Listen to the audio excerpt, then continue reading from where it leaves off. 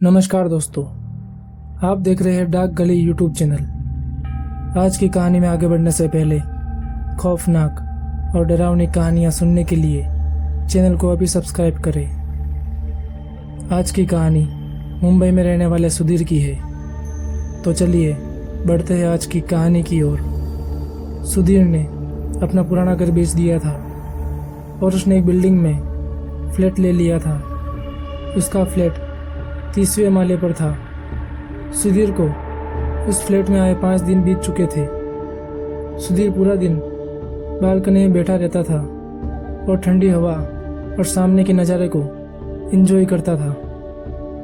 आज की रात भी बाकी रातों की जैसी ही थी। सुधीर खाना खाने के बाद सोने चला गया था। रात को सुधीर सोने की कोशिश कर रहा था। तभी रात के ठीक 1 बजे ऊपर वाले फ्लैट से किसी के घुंघरुओं की जोर जोर से आवाज़ आने लगी। सुधीर सोचता है कि इतनी रात को ऊपर कौन घुंघरू पहनकर नाच रहा होगा। वो घुंघरू की आवाज़ पूरी रात आती है और सुधीर एक पल के लिए भी सो नहीं पाता है। दूसरे दिन रात को ठीक से न सोने की वजह से उसे बहुत थकान महसूस हो रही थी। जब रात हुई तो सुधीर को जल्दी ही नींद आ गई, लेकिन रात के ठीक 1 बजे फिर से घुंघरुओं की आवाज़ आने लगती है और उसकी आँख खुल जाती है।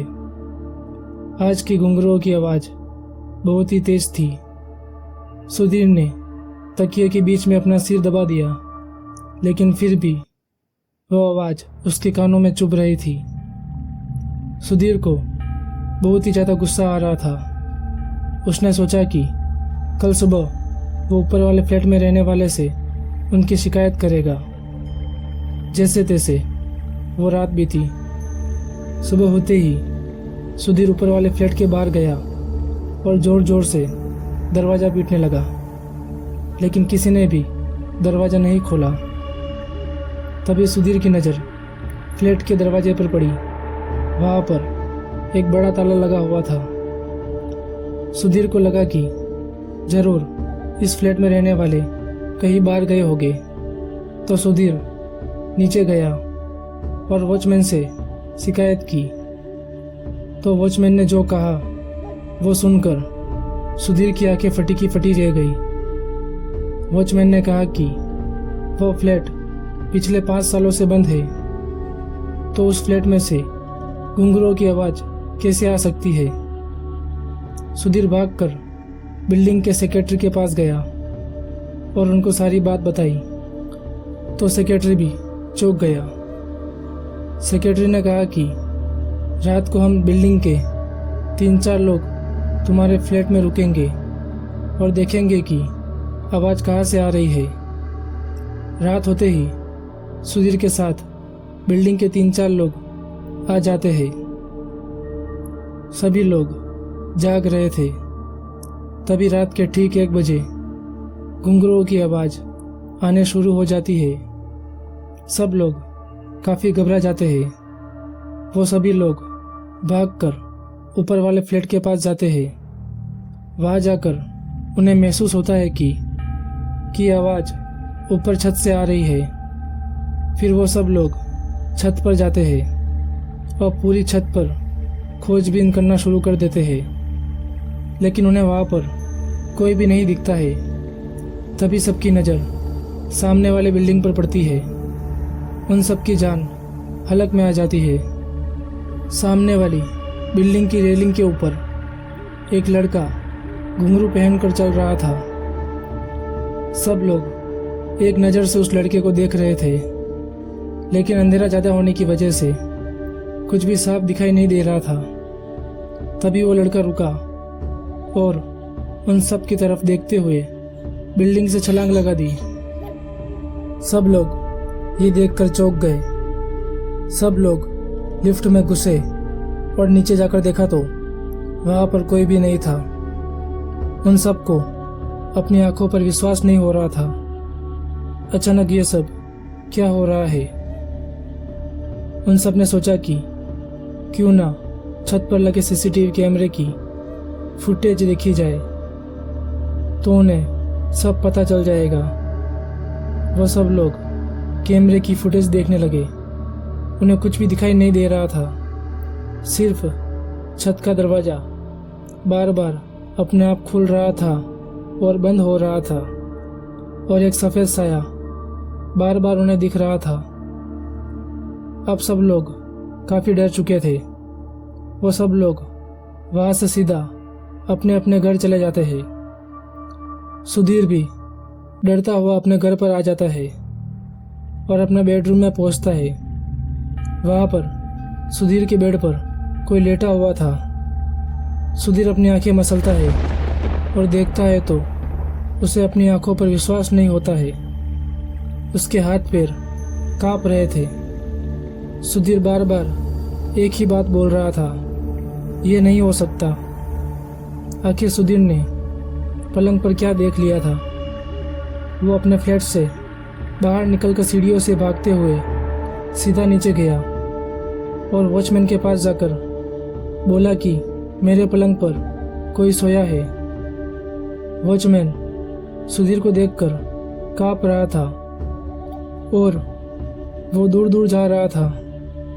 सुधीर ने पास ही लगे आईने में देखा तो उसने लिपस्टिक और बिंदी लगा रखी थी और उसके पूरे मुंह पर मेकअप किया हुआ था और उसके पैरों में घुंघरू थे।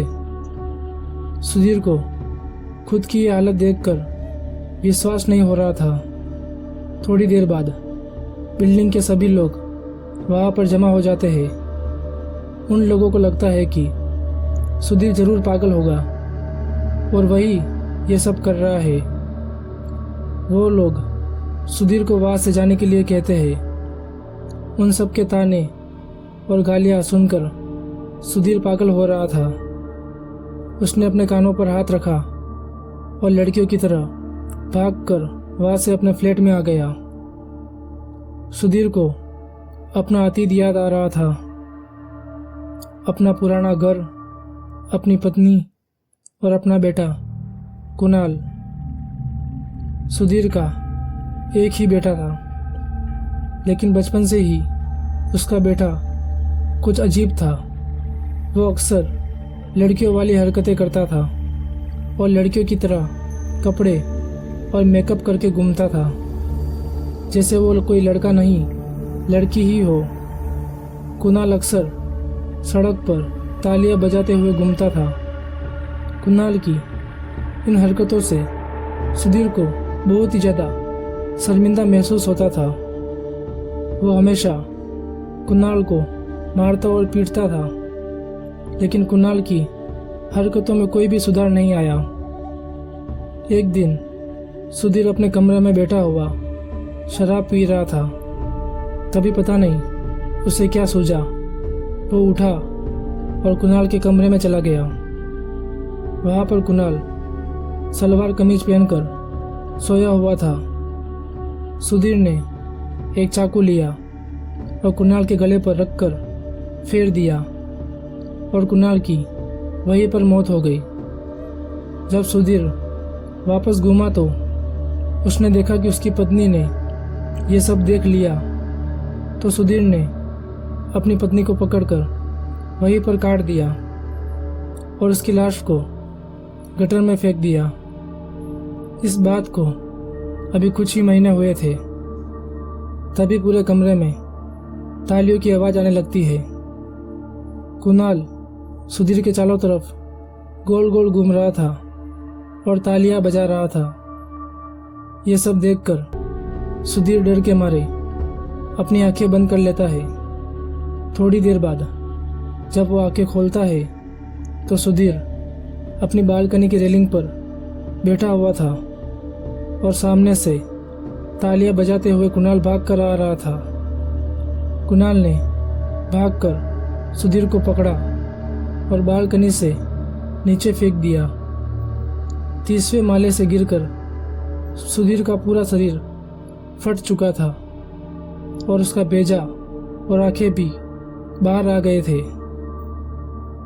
तो दोस्तों, आज की कहानी में बस इतना ही। अगर ये कहानी आपको अच्छी लगी हो तो वीडियो को लाइक करें और चैनल को सब्सक्राइब करें